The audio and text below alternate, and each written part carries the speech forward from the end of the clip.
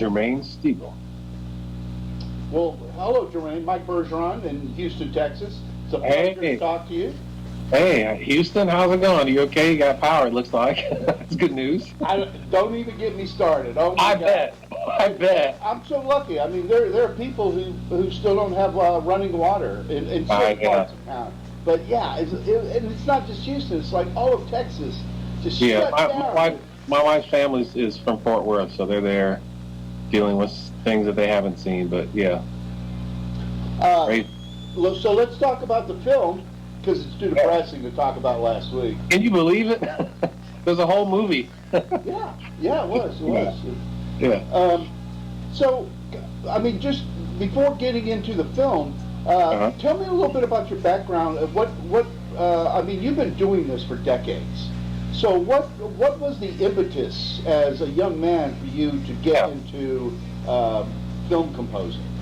That's a good question. You know, to be honest, for me, for the longest time, John Williams has always been kind of the model in terms of things that I aspired to go after. I grew up, you know, I saw E.T. in theaters. I saw Raiders of the Lost Ark at the drive-in theater on its first run.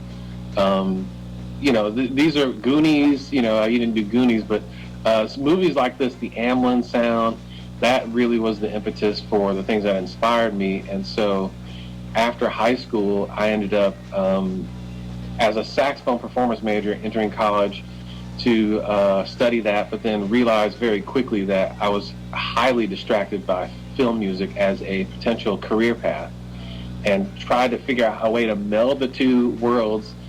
That didn't completely work, but I did fall completely down the rabbit hole of film scoring is going to be the thing for sure.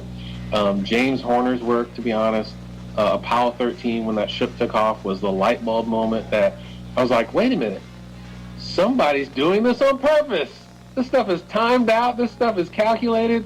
This is not a mistake that films are, you know, have a certain feel with how the relationship to music. And so I ended up, fast forward, going to USC's film scoring program in 2003, 2004. And at that time, I was highly obsessed with Marco Beltrami's work.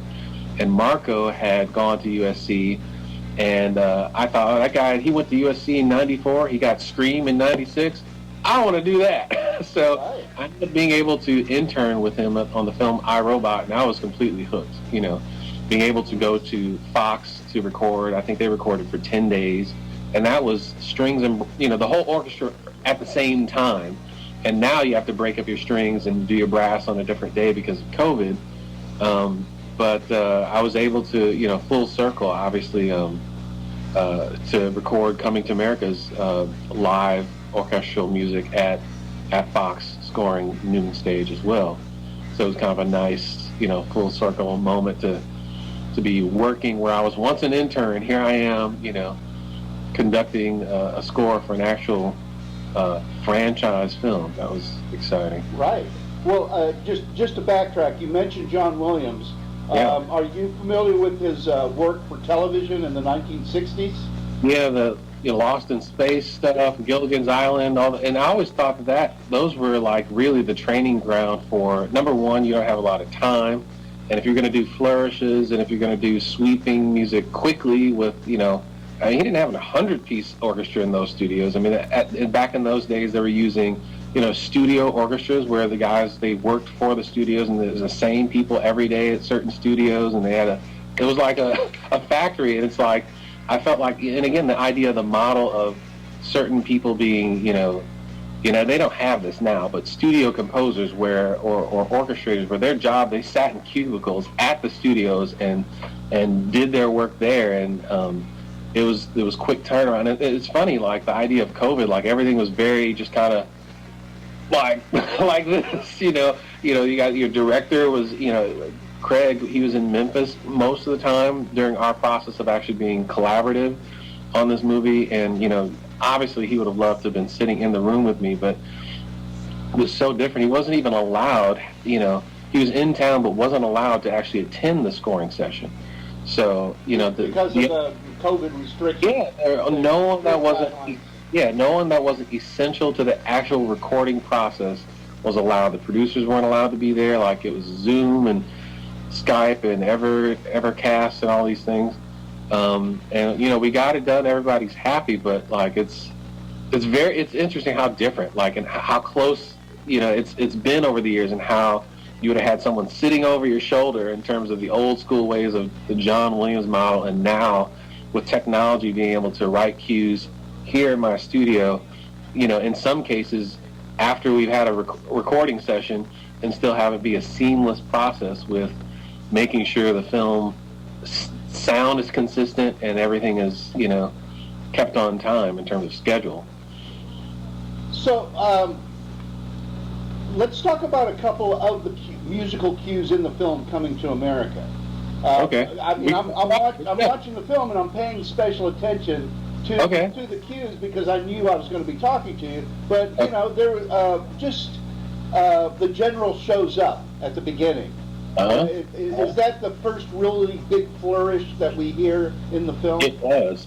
I mean, the idea was that, you know, we're telling the audience that, number one, get ready to smile. We're having fun. This isn't something we're going to tiptoe around. Like, everybody knows about the first movie. So this one, we got to take everything to the next level. Like, our antagonist, he needs to have a presence, you know. Now, it doesn't need to feel like he's coming in to murder people, but it does need to feel like, okay, what's he going to do?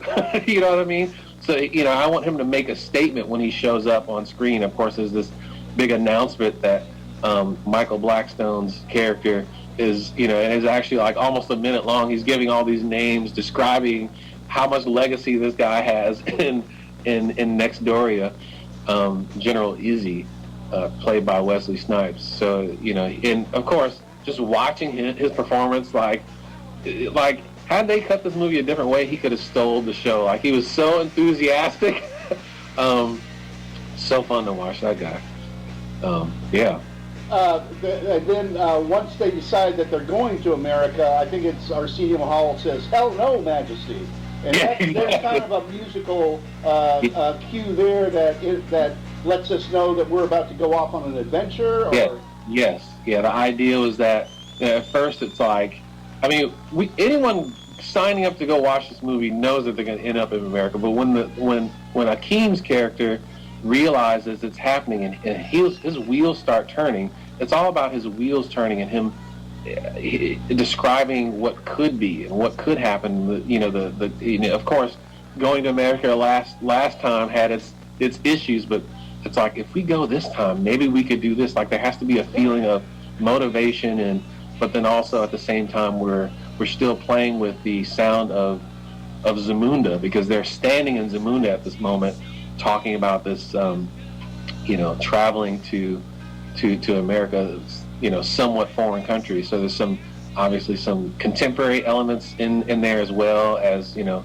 percussion and some different loops and things that make it feel not like we're only in one place, but we're kind of in the middle of both, you know. When we get to New York, there's a street scene where we go, we're going down the sidewalk, we see some guys on the side playing the upside down pickle barrels, and there's this real kind of urban feel to the music, almost like a 1970s blaxploitation film, but really groovy, you know.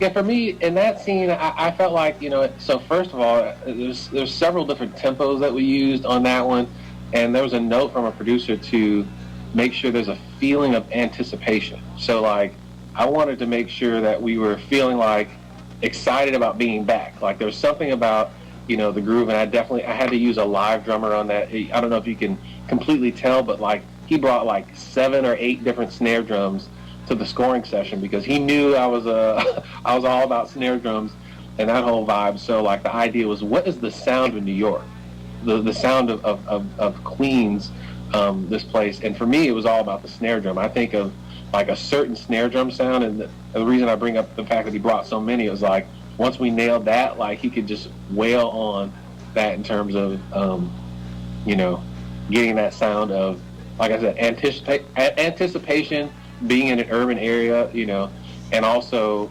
not completely taking anyone out of the movie, because there's not a lot of cues like that in the movie.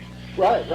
they're kind of giving me the signal to wrap things up. I'd love to talk to you for another hour just about some, John Williams and some of the music. Just a closing question. Nile Rodgers obviously did the soundtrack, or was the composer on the first film. Did you take any of his musical cues and incorporate them into the film? I know there's Coming to America is one of the songs. That is actually one of the things that I was allowed to and encouraged to do. Was actually, he was the writer. The system performed the song, the title song, Coming to America, but he was the writer, composer of that song. So the idea was, what is one of the most iconic things that we can use melodically to let to tie the films together? Because if they're, I don't know, spoiling it to say that the song is actually in our sequel, but there should be a tie-in to feeling like there's something familiar about that song when we finally do hear it, which obviously we hear the song similar to the first movie when they're actually traveling on a plane to land in America. Listen, thank you very much for your time, and best of